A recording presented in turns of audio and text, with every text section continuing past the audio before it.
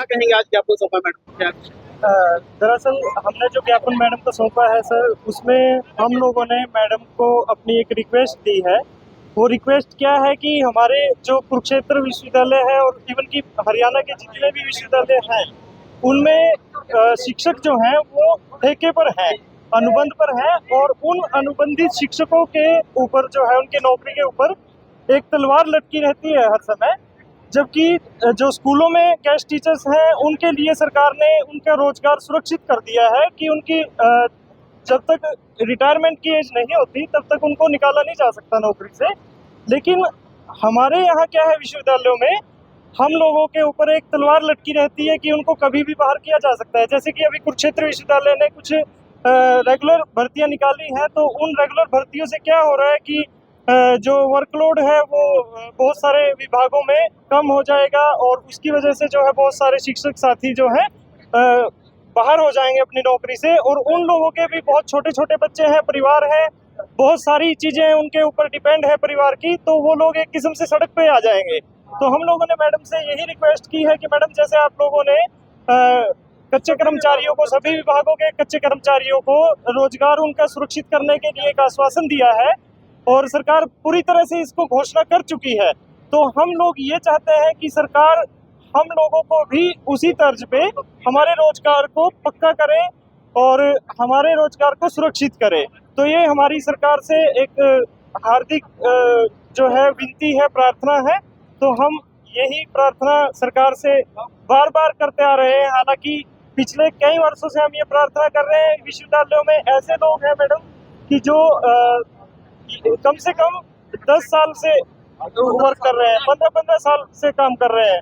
तो ऐसे लोगों को भी अगर ये डर बना रहेगा कि वो कभी भी निकाले जा सकते हैं, तो वो विद्यार्थियों के हित में क्या कार्य कर पाएंगे?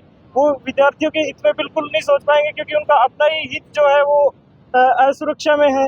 अगर वो सुरक्षित होगा तभी वो कुछ कर पाएंगे। तो यही हम लोगों ने सरकार के सामने अपनी बात को रखा है। तो मेरा नाम यशपाल है, मैं कुरुक्षेत्र विश्वविद्यालय के जियोलॉजी विभाग में कार्यरत हूँ। जियोलॉजी। क्या कहेंगे आज ज्ञापन सौंपा मैडम क्या? दरअसल हमने जो ज्ञापन मैडम को सौंपा है सर, उसमें हम लोगों ने मैडम को अपनी एक रिक्वेस्ट दी है।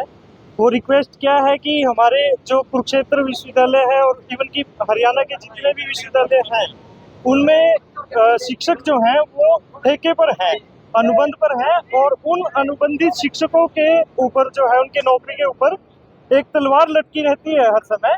जबकि जो स्कूलों में गेस्ट टीचर्स हैं, उनके लिए सरकार ने उनका रोजगार सुरक्षित कर दिया है कि उनकी जब तक रिटायरमेंट की एज नहीं होती तब तक उनको निकाला नहीं जा सकता नौकरी से।